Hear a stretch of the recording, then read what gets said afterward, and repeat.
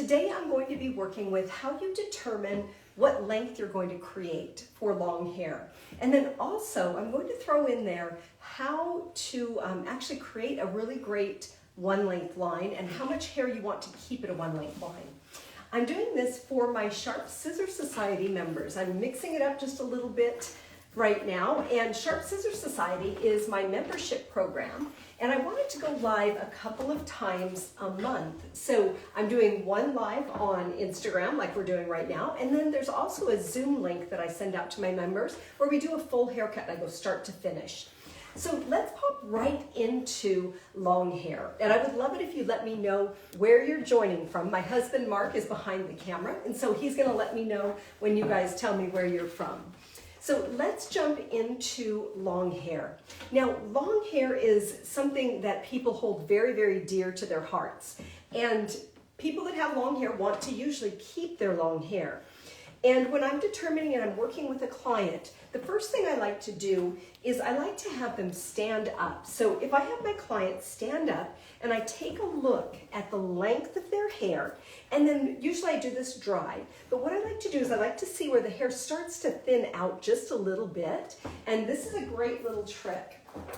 Take a piece of paper or a cape or a book or something and just slide the paper down, and you can start to see where the hair actually begins to thin out, and then also where it starts to, have a little bit more density at that bottom area. And so I don't like to talk to clients in terms of how much hair I'm going to be cutting off, but rather show them the length and what looks really great for them.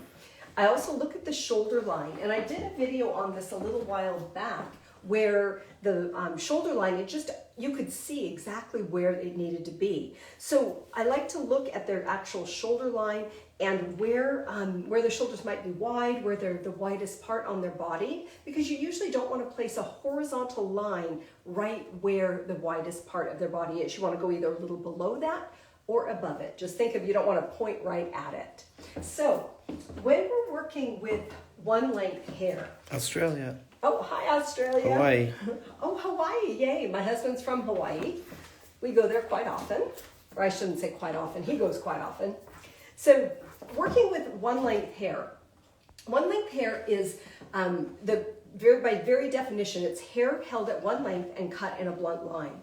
So when you're working with that, you have to work in natural fall and at 0 degree elevation. So I'm going to start by taking just a central vertical parting and then working with just slight diagonal forward sections. And I usually work with slight diagonal forward sections just because it gives me a little bit more ease of working around the head.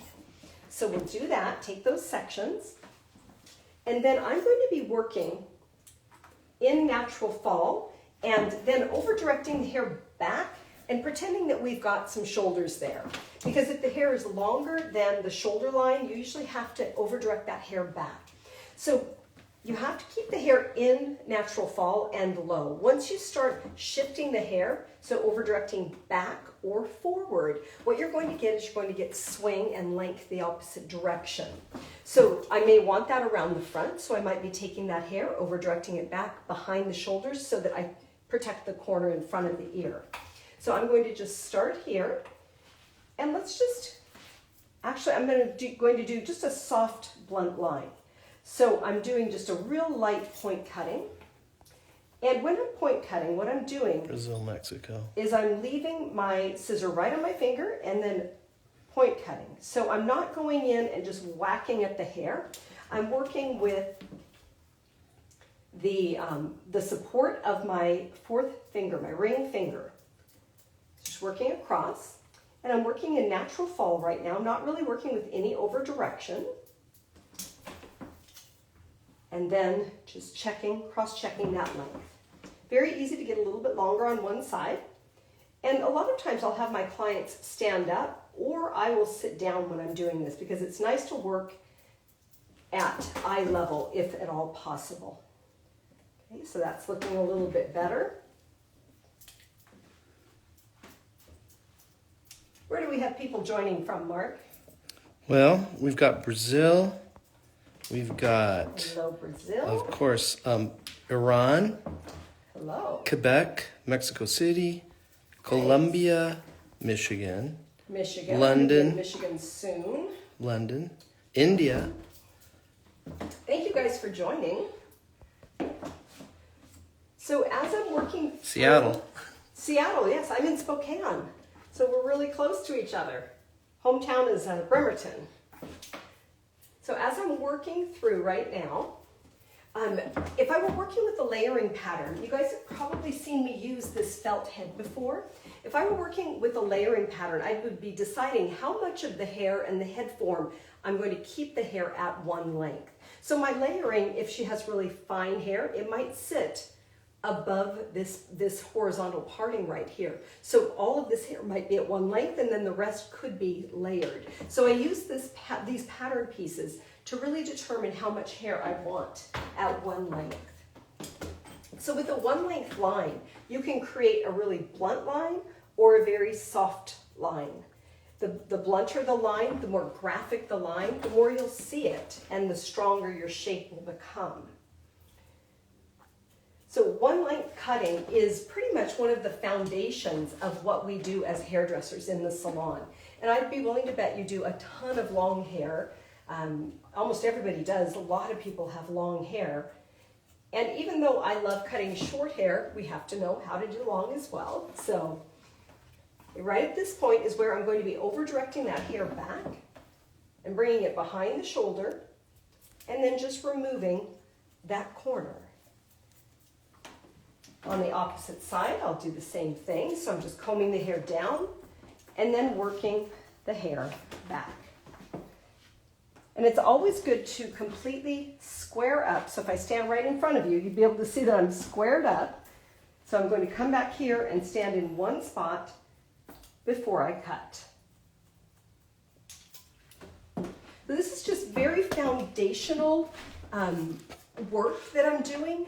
But if you have a really strong foundation, then everything else just falls in place. And you have a good structure that you can work from. So I'm going to comb this into natural fall. Now natural fall doesn't mean I'm pulling all of the hair from the front and taking it all the way back over the head form. I'm going to work as if this were a beach ball, and I'm going to comb the hair down off the high point of the head. And then go through and just remove the length. Doing for my Sharp Scissors Society members will be combining some different techniques into one haircut. And that will be on the last Monday of the month, I believe, this time. And inside of the Sharp Scissors Society, what I do is I expand on my back pocket techniques. So all of the great little techniques that you see me doing on my Instagram, you know, all those quick, like 30 seconds, it looks like it's 30 seconds long. Those are all edited down, and I teach those in about 10 to 15 minute videos. Try to keep them under things fast. So, and we do 2 of those a month. And then what we do is we go in and we do the 2 lives. So you're getting a lot of education and a lot of, there's a lot of things archived in there as well. So now I'm going to come through, the head comes upright. Something happened on here. Sorry. You're going to have to look. Okay, the head comes upright, and I'm just removing this little corner. And I'm going to take a look at what's happening. So here.